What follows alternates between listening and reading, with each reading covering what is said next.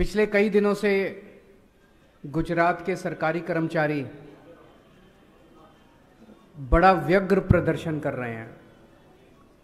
सभी सरकारी कर्मचारी बहुत दुखी हैं, बहुत गुस्से में हैं और पहली बार देखा गया जिस तरह से सेक्रेटेरिएट का घेराव किया गया, जिस तरह से इतनी बड़ी संख्या के अंदर सरकारी कर्मचारी सड़कों के ऊपर हैं।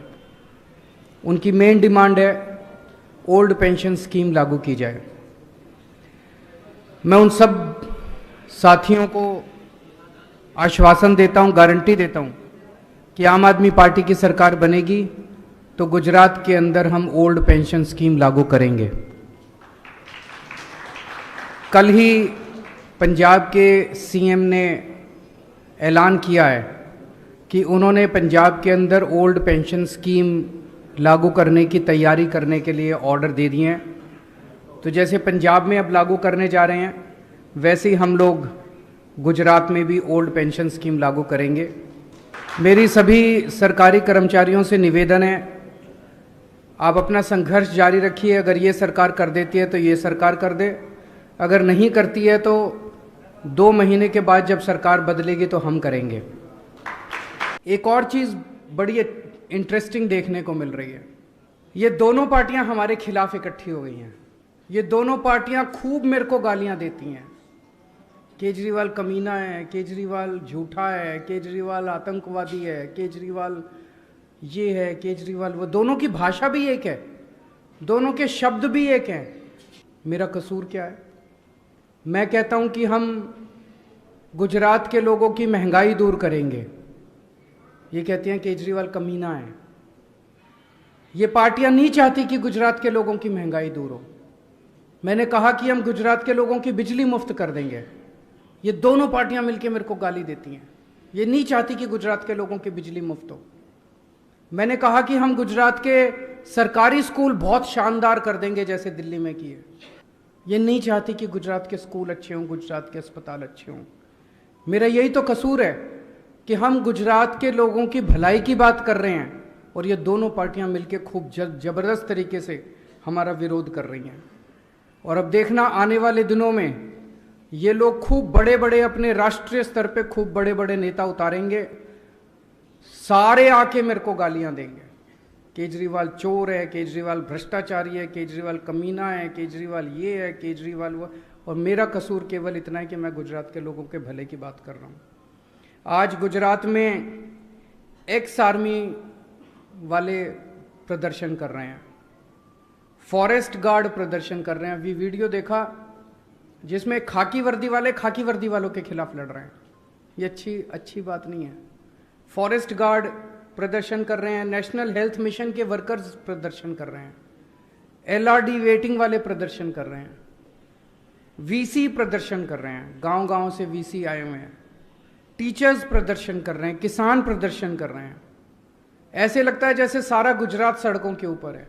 इन सभी साथियों से, इन सभी दोस्तों से, भाइयों बहनों से मैं निवेदन करना चाहता हूं, उनको आश्वासन देना चाहता हूं, आपके जितने भी मुद्दे हैं, जैसे ही आम आदमी पार्टी की सरकार बनेगी हम आपके सारे मुद्दों का समाधान करेंगे।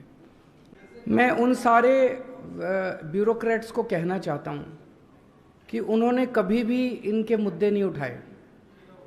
उन्होंने कभी भी गुजरात में जो इतना भ्रष्टाचार हो रहा है उसका मुद्दा नहीं उठाया।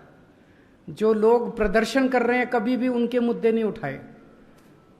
जितने सरकारी कर्मचारी प्रदर्शन करके ओल्ड पेंशन स्कीम मांग रहे हैं, मैं इन सभी ब्यूरोक्रेट्स को कहूंगा कि एक बार लिखें कि वो ओल्ड पेंशन स्कीम लागू की जाए।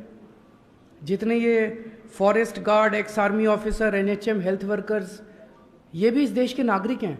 इनको भी अपना जनतांत्रिक अधिकार है अपना वोट वो करने का। अगर ये दुखी हैं और ये सरकार में बदलाव चाहते हैं तो क्यों नहीं होना चाहिए? मेरे को बीजेपी के ऊपर बहुत दया आती है।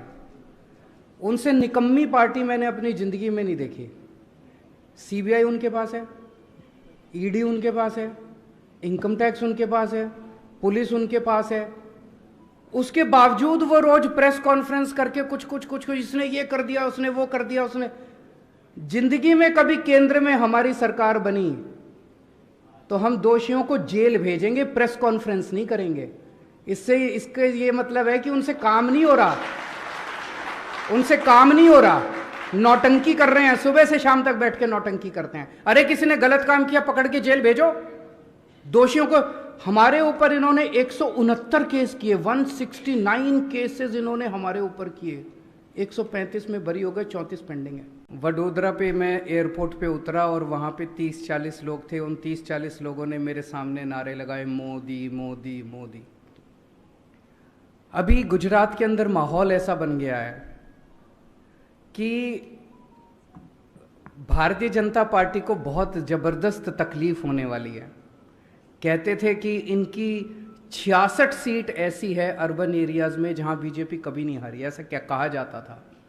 इस बार उन 66 सीट पे भी आप देखना काफ़ी तकलीफ इनको होने वाली है। वो सारी सीट नहीं जीत रहे वो लोग, तो जाहिर तौर पे ये लोग मेरे खिलाफ नारे तो लगवाएंगे ही, घर थोड़ी बैठेंगे। 30-40 आदमी भेज के नारे लगवा के कहते हैं कि। दूसरी चीज एक बड़ी इंटरेस्टिंग है, जब भी राहुल गांधी जी गुजरात आए इन्होंने उनके सामने नारे नहीं लगाए। बीजेपी वाले भी कांग्रेस वाले भी केजरीवाल के खिलाफ दोनों मिलकर नारे लगाते हैं। दोनों इकट्ठे हो गए, दोनों मुझे गाली देते हैं, दोनों मेरे पीछे पड़े हुए हैं। आपका दूसरा प्रश्न है, ये लोग कहते हैं कि गुजरात के लोगों को फ्री नहीं मिलना चाहिए। ये इसलिए कह रहे हैं क्योंकि उनको ये लग रहा है कि ये जो सारा लूट के पैसा स्विस बैंकों में ले जाते हैं, ये सारा लूट के पैसा अपने घर भरते हैं। अगर ईमानदार राजनीति हो गई, अगर जनता को फ्री सुविधाएं मिलने लग गई तो इनके लूटने के लिए पैसा नहीं बचेगा। अभी तक इस देश में लूट की राजनीति चल रही थी। जितनी सरकारें थी, जितने नेता थे, ये मोस्टली जो हैं वो लूटते थे, सरकारों को लूटते थे ये लोग, और सारा पैसा स्विस बैंकों में ले जाते थे, सारा लूट रहे। पहली बार इस देश के अंदर, पहली बार आम आदमी पार्टी ने ईमानदार राजनीति की शुरुआत की है।